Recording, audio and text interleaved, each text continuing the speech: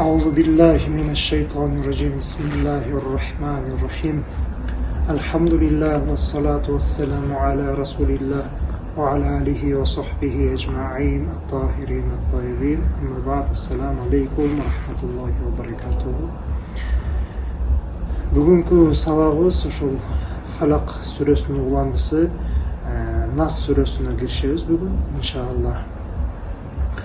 Falak suresi менен кошо биргеликте Нас suresi чогуу түшкөн. Ошол түшкөн кезде бул эки сүрө тең пайгамбар Мухаммад саллаллаху алейхи вассаламга бир яһудилер сыйкыр кылган негизинде түшкөн. Ошол экинчисинде Нас сүрөсүндө бул жерде ошол адамдарга гана таандык болгон зарар жеткизе турган, зыян жеткизе турган нерсе тууралуу айтып жатат. Кандай эле өткөн сабакта биз айтып кеткендей, кул аузу би роббил фалак деп туруп биз ошол фалак таңкы убакыттын эгесине биз өзүбүз баягындай пана тилеп, бүткүл махлукаттардын жамандыгынан жана дагы ошондой сыйкырчылардын, көрө албаган адамдардын жамандыгынан пана тилеп бизди сактоосун тиленгенбиз. Эми ал жерде ошол бироббил фалак деп туруп бир эле ошол таңкы убакыттын эгесине деп эле бир эле Аллах Тааланын бир эле сыпатын алып келди. Ал эми бул сүрөдө ал Falak сүрөсүнөн айырмаланып Аллах Тааланын 3 сыпатын алып келип жатат. Эмне себептен ал жерде бир эле ошол бироббил фалак деп эле ошол таңкы убакыттын эгеси деп эле чектелип калды. Ал эми бул жерде өзүңүздөр билгендей кул аузу бироббин наси, анан кийин маликин наси, илахин наси деп 3 жолу ошо адамдардын кудайы, жана да адамдардын падышасы, жана дагы адамдардын илах, ошол Аллах, илах, кудайы деп баягындай 3 жолу айтып жатат. Эмне себептен? Бунун максаты ошол кийинки келе турган эмне нерседен сактанууну суранып жатат. Ошол сактанууну өтө бир зарыл экендигин, жана дагы анын бизге болгон зыяны өтө бир чоң, орчундуу экендигин белгиси билдиргиси келгендиктен 3 жолу Аллах Таалага пана тиленип жатат. Жана дагы биринчи сүрөдө, Falak сүрөсүндө адамдардын, махлукаттардын баардыгынын жамандыгы, жана дагы көрө албаган адамдар, жана дагы хасад кылып баягы сыйкырлардын, алардын жамандыгын баардыгын бир эле Аллах Тааланын бир сыпаты баардыгын чечип, баардыгынан бизди сактап койсо, бул жердеги адамдын өзүнүн ичиндеги болгон шайтандын васвасасынан, азгыруусунан сактануу үчүн өтө бир кылдаттык керек.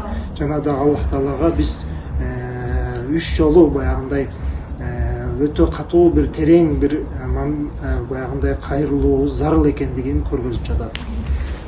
Андыктан бул жерде мисал айта турган болсок, кул аузу би роббин наси я Мухаммад, айткының аузу, мен пана тилеймин, сактоо тилеймин, би роббин наси, адамдардын Раббысынан, эгесинен.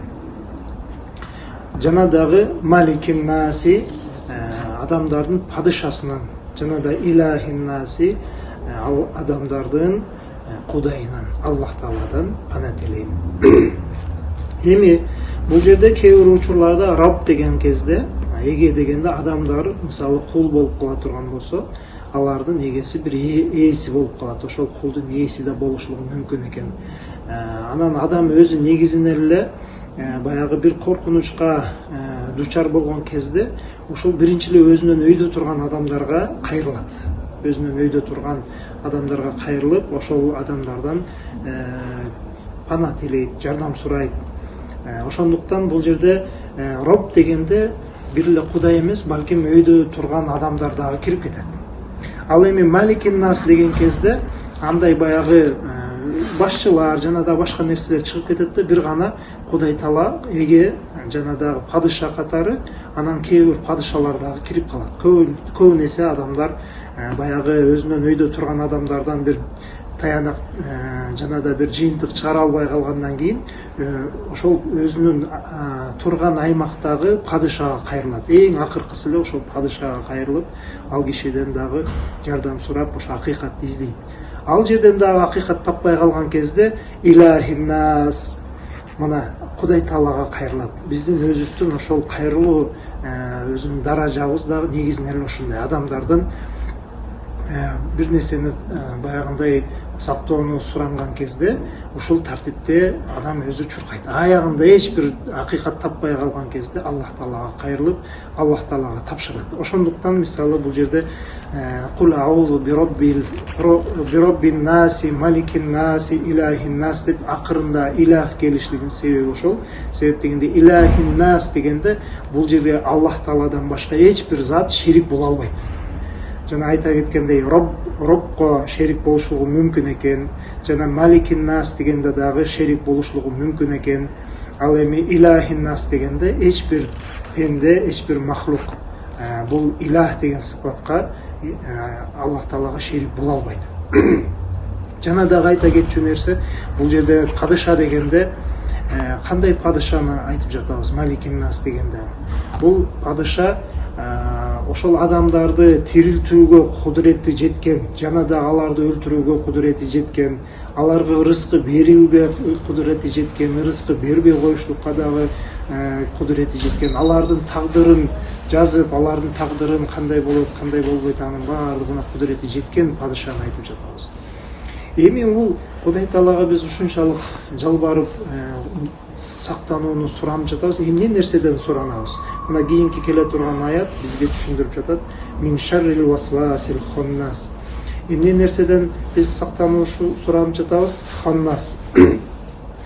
Артка чегинүүчү ханаса деп баягындай кетенчек болгон.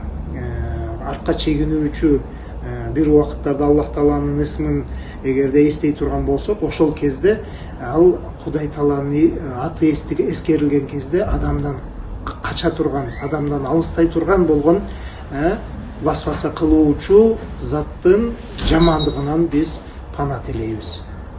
Бул жерде васвас бул мастар келип жатат, инфинитив. Бул васвастан муасвис максат кылынып жатат. Ошо васваса кылуучу зат. Эмне себептен васваса кылуучу деген сөздүн ордуна ошол анын кыла турган ишин айтып келди бул жерде. Васвас деп баягы азгыруу деп. Себеп дегенде ошол азгыруу деп айткан кезде бунун жеткиликтүү мааниси өтө бир жеткиликтүү жана тереңирээк болгондук себебиден дейт. Андан ары уланта турган болсок, аллади ювасвису фи судурин нас. Ошол васваса, ошол азгыруу кайсыл жерде болот? Аллади ол баягы азгыруучу зат адамдардын ичинде, адамдардын төшүндө, баягындай жүрөгүндө, оюнда аларды васваса кылып бир туура эмес жолго багыштап, туура түз келаткан жеринен азгырып, аны башка бир жолго багыштап коюучу зат дейт. Алардын кыла турган жумушу кайсыл жерде экен? Адамдардын жүрөгүндө дейт. Минал джиннати ван наси. Ал бул жерде минал джиннати ван нас тетиге мин шаррил васвасга барат да, васвасил хоннас. Ошол васвасил хоннас, васваса кылуучу кетенчек зат, алар кимдерден болушу мүмкүн экен? Минал джиннати, жиндерден болгон, жана дагы адамдардан дагы болгон азгыруучу заттар дейт. Же болбосо аллазиге деле алып барсак болот. Аллади ювасвису фи судурин наси минал джиннати. Ошол баягы адамдардын жүрөгүнө кирип, же болбосо адамдардын ички турпатына кирип алып, аларды азгыруучу ал жиндерден да болот, адамдар да келип аларга жүрөгүнө баягындай ойлорду салышы мүмкүн деген маани берилет. Эми бул жерде джиннати дегенде жинна бул жин деген сөздүн баягы муаннас, баягы аялдык женский род болуп эсептелинет. Жин дегенде эркек жиндер болсо, джиннати десе аял жиндер болот.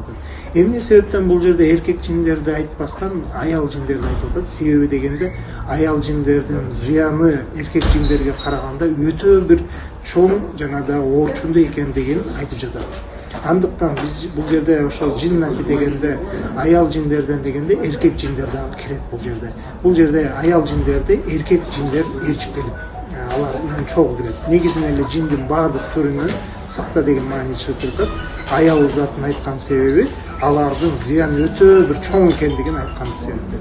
Ал эми бул жерде ваннаси дегенде бул жерде эркек же болбосо аялга эч кандай бөлбөстөн эле адам баласы деп эле айтты. Себеп дегенде бул аял болсо эле эркек болсун деле алардын баягындай азгыруу нерсеси жиндерге караганда алардыкы төмөнүрөөк жана дагы бирдей болуп эсептелгендиктен бул жерде баардыгын бир эле айтып жатат. Жана да пайгамбар Мухаммад саллаллаху алейхи вассаламдан бул тууралуу келген хадис бар. Анин наби саллаллаху алейхи вассалама من قرأ المعوذتين فكأنما قرأ الكتب التي أنزلها الله تعالى. Бул хадис Ибн Хаджар ошош Маталибул Алиядагы келген, жана Замахшари тафсиринде да келген. Бул жерде пайгамбар мындай дейт: кимде ким бул эки сүрөнү окуй турган болсо, кудум эле Аллах Таала мурун түшүргөн китептердин баардыгын окуп чыккан деген соопту алат дейт. Ва ахиру давана алхамдулиллахи rabbil alamin.